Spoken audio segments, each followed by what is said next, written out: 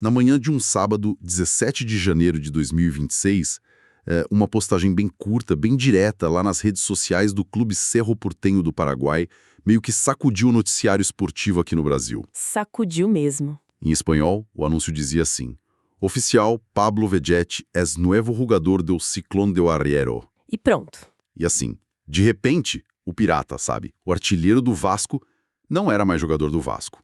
Antes de mais nada, vascaíno, deixa o like para fortalecer o gigante. Se inscreve no canal O Gigante Cruz Maltino para não perder nada do Vasco.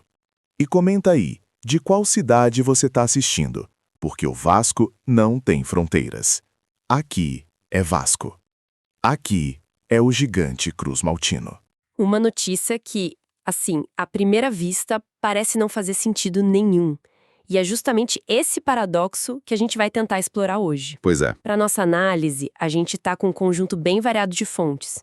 Temos a cobertura de portais grandes, tipo a CNN Brasil, a ESPN, que trazem os fatos, os números, né? E também aquele olhar mais próximo da arquibancada, do site Net Vasco. E a nossa missão aqui é ir um pouco além da manchete. Vamos mergulhar nos detalhes dessa transferência para entender não só o que aconteceu, mas o que isso significa. Qual o legado que o Vegetti deixa, porque um jogador no auge sai de forma tão abrupta. E principalmente, que tipo de futuro essa decisão sinaliza para o Vasco, né? É uma história que envolve idolatria, estratégia fria e uma aposta de altíssimo risco por parte do clube. Ok, então vamos lá, vamos começar a desvendar isso. A notícia, como a gente falou, pegou muita gente de surpresa, mas pelo que as fontes indicam, nos bastidores a história era um pouco diferente. O que a gente sabe sobre os termos desse acordo? Como essa engrenagem toda girou? Olha, o que é fascinante aqui é justamente esse contraste, sabe?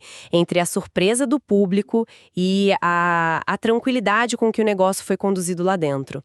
Não foi uma decisão de última hora de jeito nenhum. Então já estava sendo cozinado há um tempo. Exato. Sobre os termos, o Vegetti assinou um contrato de 3 anos com o Cerro Porteño. E aqui já tem um ponto importante.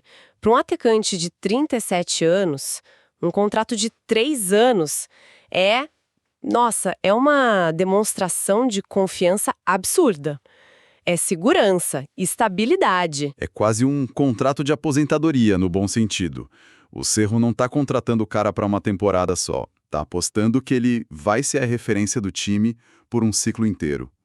E esse interesse do Cerro já era antigo. Era. As reportagens, e elas citam o diretor de futebol do clube paraguaio, o Henrique Biederman, confirmam que a contratação foi um pedido direto do técnico Jorge Bava.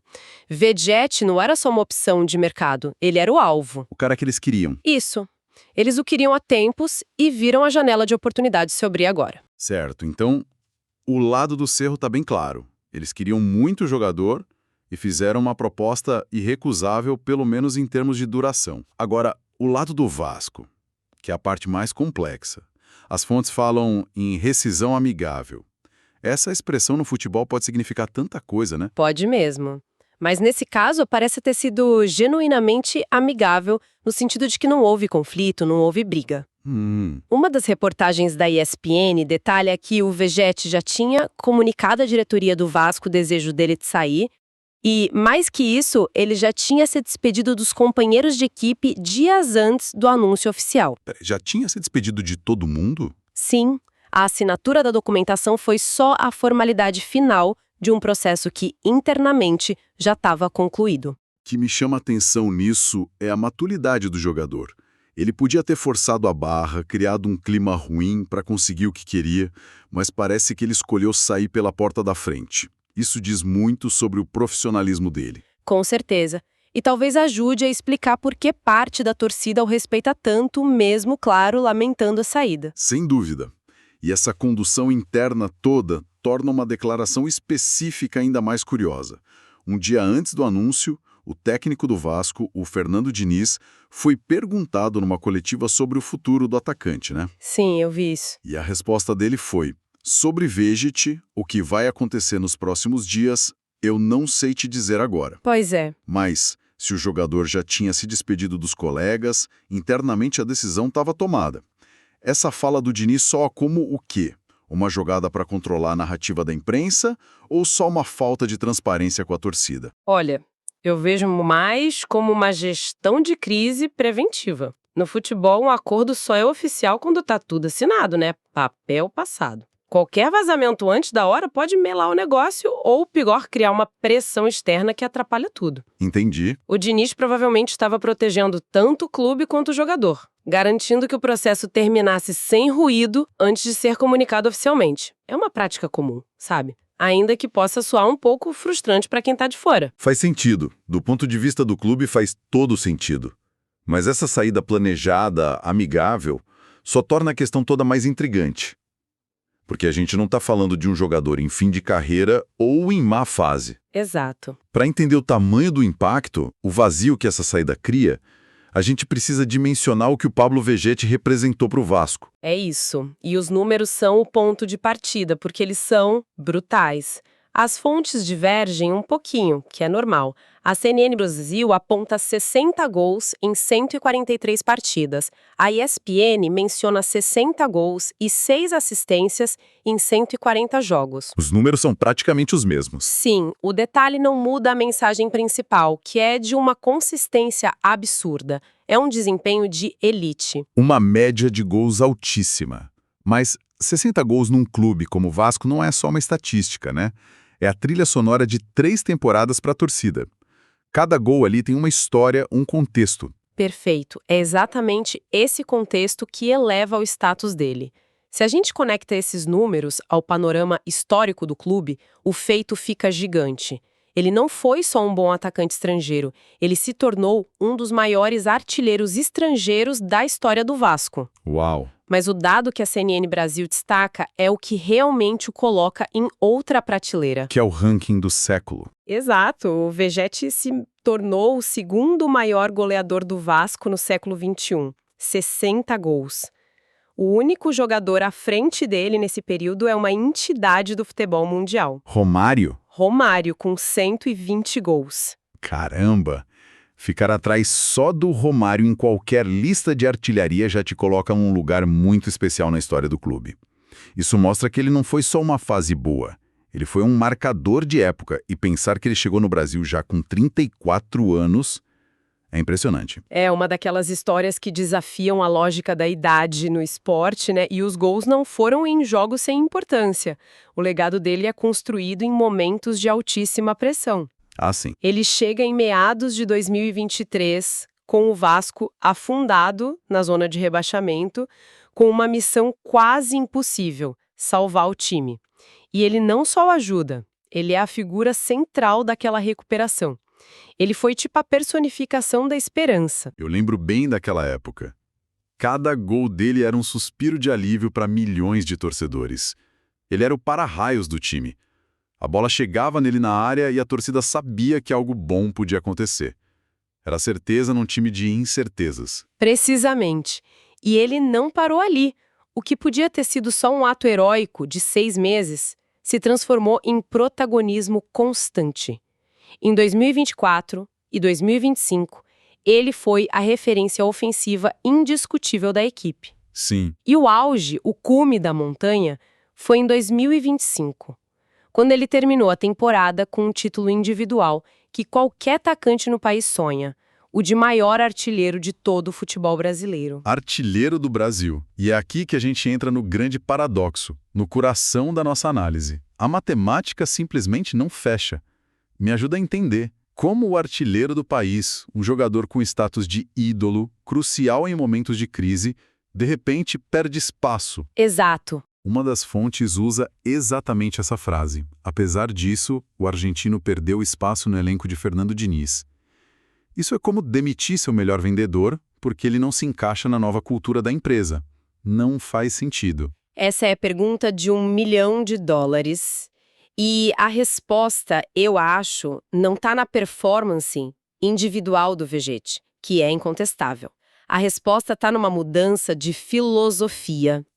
A chegada de um técnico com ideias tão fortes e particulares como Fernando Diniz sempre implica em reavaliações do elenco.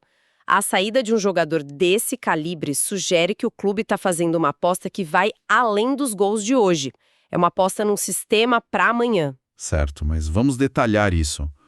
O que no famoso dinizismo é tão incompatível com um centroavante clássico, um finalizador eficiente como o Vegetti? Então, o dinizismo, na sua essência, é um jogo de aproximação. A ideia é criar superioridade numérica num setor do campo, sabe? Atrair o adversário e daí usar passes curtos e rápidos para desorganizar a defesa e encontrar espaços. Muita movimentação. Muita. Isso exige que todos os jogadores, inclusive o centroavante, tenham uma mobilidade absurda. O camisa 9 não pode ser um pivô fixo, aquele ponto final na área. Ele precisa sair, participar da troca de passes a 30, 40 metros do gol, abrir espaço para quem vem de trás. Ele é uma peça de construção, não só de finalização. E o Vegetti é o oposto disso. Ele é o finalizador por excelência. A grande força dele é o posicionamento dentro da área, o cabeceio, o chute de primeira. Ele é o predador que espera a chance, não o meia que ajuda a criar a jogada. Exatamente. Ele é um especialista de classe mundial numa função que, no sistema do Diniz, está sendo redefinida. Usando uma analogia, é como ter o melhor martelo do mundo quando o novo projeto arquitetônico exige o uso de chaves de fenda de precisão. Boa analogia. Não é que o martelo seja ruim, ele só não serve para a nova tarefa. Essa incompatibilidade de DNA tático parece ser o cerne da questão. Entendi. Então, na prática, o Vasco está trocando a certeza dos gols do Vegetti, que a gente sabe que ele entrega, pela promessa de um sistema mais fluido que pode gerar um volume maior de chances, mas com outros jogadores. É uma aposta de altíssimo risco. É a definição de uma aposta de alto risco. E a movimentação do clube no mercado de transferências confirma que isso não foi um ato isolado, mas o primeiro passo de um plano bem definido. Já estão se mexendo para substituir. Já, as fontes tanto do Net Vasco quanto da ESPN são claras. O clube já tem alvos para reposição. O interesse no Andrés Vomberga e a provável aceleração na contratação do Brenner são sinais disso. Esses jogadores se encaixam melhor no modelo do Diniz? Pelo perfil, sim. O Brenner, por exemplo, é um atacante que já trabalhou com o Diniz no São Paulo, conhece as ideias, tem muito mais mobilidade para flutuar para fora da área. O Vomberga também é um jogador de mais movimentação. Eles não estão procurando um novo Vegetti. De jeito nenhum. Estão procurando a peça que se encaixa no quebra-cabeça de Diniz. A peça pirata foi retirada do tabuleiro e as peças de reposição já estavam sendo posicionadas. Uma decisão fria, calculista, puramente estratégica. O que nos leva à outra ponta dessa história, a torcida. Como os vascaínos que viveram essa montanha-russa de emoções com os gols dele reagiram a essa decisão toda. Aqui a gente tem um dado muito revelador que vem da fonte mais próxima do sentimento do torcedor, o Net Vasco. Eles fizeram uma enquete no dia do anúncio, uma espécie de termômetro da opinião popular, perguntando se aprovavam ou não a saída do jogador. E o resultado? O resultado foi uma divisão quase perfeita, mas com o lado vencedor. Que foi? 52% dos participantes não aprovaram a saída de Vegetti. Isso significa que mais da metade da base de torcedores que respondeu à enquete está no mínimo desconfiada ou abertamente contra a decisão da diretoria e da comissão técnica. Isso expõe um dilema clássico do futebol, não é? De um lado, a lógica da diretoria pensando num projeto a longo prazo, na filosofia de jogo. Do outro, a paixão da torcida, que está apegada ao ídolo, ao cara que resolveu os problemas imediatos e entregou os gols. Mente essa tensão. Os 52% que não aprovaram provavelmente pensam como a gente pode abrir mão do nosso artilheiro, do nosso jogador mais decisivo. Claro. Já os outros 48% podem representar aquela parcela da torcida que está disposta a confiar no processo, a acreditar na visão do treinador e a aceitar um sacrifício agora em nome de um futuro que pode ser melhor. É a razão da estratégia contra a emoção do legado. Então, para a gente amarrar tudo isso, o que temos é a transferência de um ídolo moderno, o artilheiro do Brasil no ano anterior, que deixa o Vasco de forma amigável para jogar no Paraguai. Uma saída que não foi por má fase ou indisciplina, mas por uma decisão estratégica. Pura e simples. Uma incompatibilidade com a nova filosofia de jogo implementada no clube, mesmo diante de um histórico de performance individual, assim, espetacular. A trajetória do Vegetti no Vasco acaba sendo um estudo de caso perfeito sobre o ciclo de um jogador num grande clube. Mostra de forma muito crua como o sucesso individual, mesmo no nível mais alto, ser o artilheiro do país, nem sempre garante a permanência. É verdade. Às vezes, a visão coletiva e o plano de futuro se sobrepõem a qualquer currículo. É um lembrete de que o futebol é um equilíbrio muito delicado entre a gratidão pelo que foi feito e a aposta no que está por vir. Uma tensão constante que definiu o esporte. E essa análise toda, baseada nas nossas fontes, nos deixa com uma reflexão final, né? Algo para se pensar daqui para frente. Sem dúvida. A história deixa uma pergunta no ar. As fontes nos apresentaram um contraste muito nítido. De um lado, a performance comprovada do Pablo Vegetti, a certeza do gol, o ídolo que entregou resultados. Do outro, a visão estratégica de Fernando Diniz, a promessa de um sistema coletivo forte. E isso nos leva a uma questão fundamental para o futebol moderno. O que define o sucesso de um projeto? É a aposta numa filosofia de jogo, num sistema coletivo, mesmo que isso custe abrir mão do seu maior talento individual? Ou é a capacidade de adaptar o sistema para potencializar o seu jogador mais decisivo? O Vasco fez a sua escolha. Só o tempo dirá se a aposta foi correta.